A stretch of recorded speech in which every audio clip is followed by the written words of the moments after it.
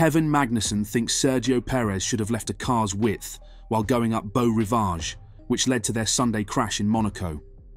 After the first curve, Magnussen and Perez locked horns, sending Perez's Red Bull hurtling into the barriers.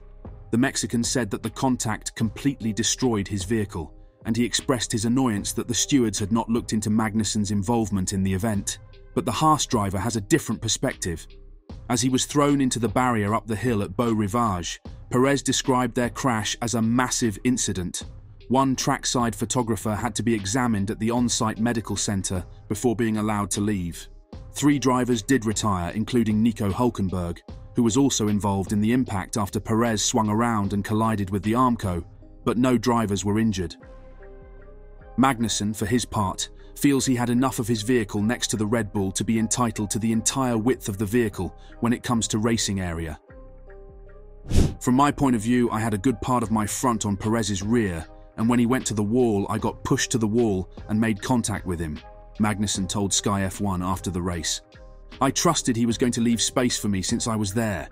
It's not a corner where you're braking into it, it's a bend on the straight, so you have to have a car, otherwise you leave the other guy no option. From my point of view, I was there and I got squeezed to the wall. I think, as I was on the inside there, my front wheel alongside his rear wheel, and he just went to the wall. So I expected him to be leaving a car width since I was there. It's not like I just emerged out of nothing. I was there and, yeah, we went straight to the wall, so I'm not sure. Hülkenberg remarked, "Damn it, that was unnecessary," over team radio when he was eliminated from the race, although he ultimately chalked it up to a racing incident. When questioned about his emotions following his elimination from the competition, Hülkenberg told reporters, "You're immediately gutted and, it's just disappointed because, everyone in the team, we all invest a lot of energy and time and, yeah, it's just frustrating these Sundays. We've just got to wipe it off and look ahead to Montreal." I think to some extent it is definitely a racing incident. Lap 1, street circuit, narrow visibility for drivers, not always exactly knowing where the other car is, and these things happen, unfortunately.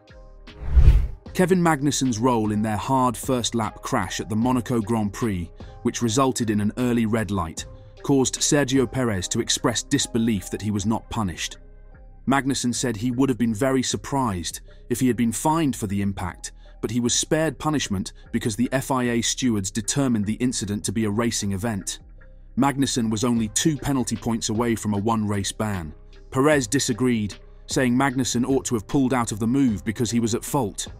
"If you see my onboard, at no point you see Kevin's car, not even close to me, alongside me, and you could see that the wall is just getting closer and closer," Perez rued. To keep it flat out, there was only one way out of it, and it was either contact with my car or with the barrier. There was just simply no room for both cars, and at some point he had to realise that, I've been in that occasion, and many times when you are the car behind you just have to realise that it's time to back off before things get closer to you. I'm very surprised the incident was not investigated, because of the amount of damage and how dangerous the damage was. I'm really surprised. Perez emphasised that Magnussen should have taken off and that he had no right to space given his position on the track when questioned about his opinion of Magnussen's assertion that he should have been allowed room. He added that Magnussen appeared indifferent to the consequences of his actions and that the event might be regarded as dangerous driving. I think he clearly shouldn't be there in the first place because there is just one way to get out of that. It will be just to hit the wall. He either hit the wall or hit my car. The right side of my car. So how does he want me to leave him room if he's not even alongside? There's a point where you see the wall is coming to you and you just have to back off. It has happened to me many times and there's a point where you just have to back off. I'm really surprised. I get the lap one and let them race, but I think this was more dangerous driving just to keep it flat out knowing that they were going to come contact me. At some point I think that was some dangerous driving. I don't think he really thinks about the outcome.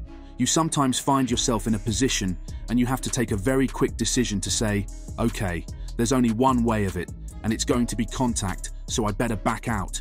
But he will go for the contact. Due to the Haas car's absence, the Mexican driver, who had qualified down in 18th place, was able to move up 2 positions during the Monte Carlo event, despite struggling with pace.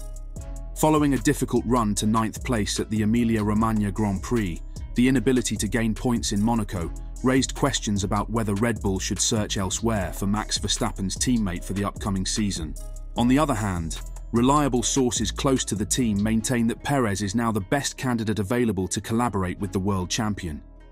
Red Bull is said to have informed Carlos Sainz that Perez is not a candidate, and the team is not thought to be considering moving Yuki Tsunoda up from RB.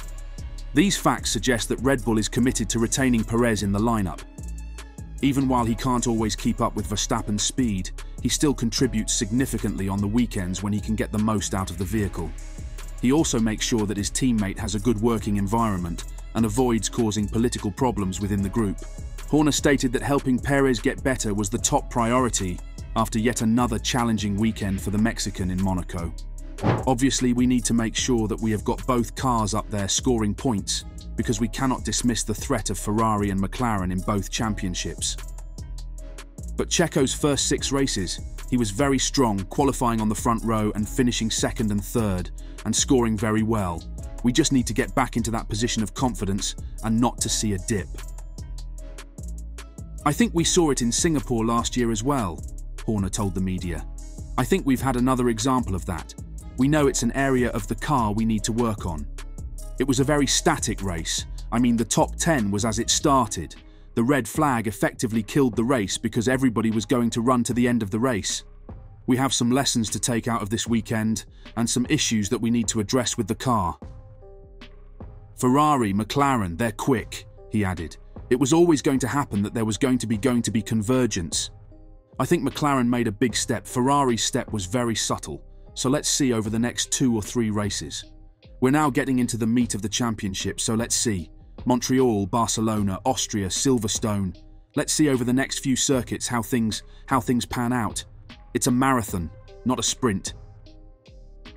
We expected this to be a tough weekend for us. Qualifying was difficult, which then dictates where you are in the race. Regarding the Sergio Perez versus Kevin Magnussen collision in Monaco, Jenson Button may be undecided, but Martin Brundle thinks the Haas driver ought to have pulled back. In a debate about the crash on Sky Sports, the 2009 world champion Button agrees with that call, as he feels both drivers should have given the other more room. It's surprising Perez knew Magnussen was there and didn't move to the left a little bit more. It was a horrible impact, and because you're going at such a high speed there, you end up about 300 meters away from the incident. It's a real strange one. You've got to say both guys should have given each other more room. Is it a racing incident? It kind of is, because Checo knew Kevin was there and maybe should have given him a little bit more room. But, he added on Magnussen's part, if a car is coming to the right doing 150 mph, I'd back out. What do you think? Is any of the drivers to blame for the crash? Let us know in the comments down below.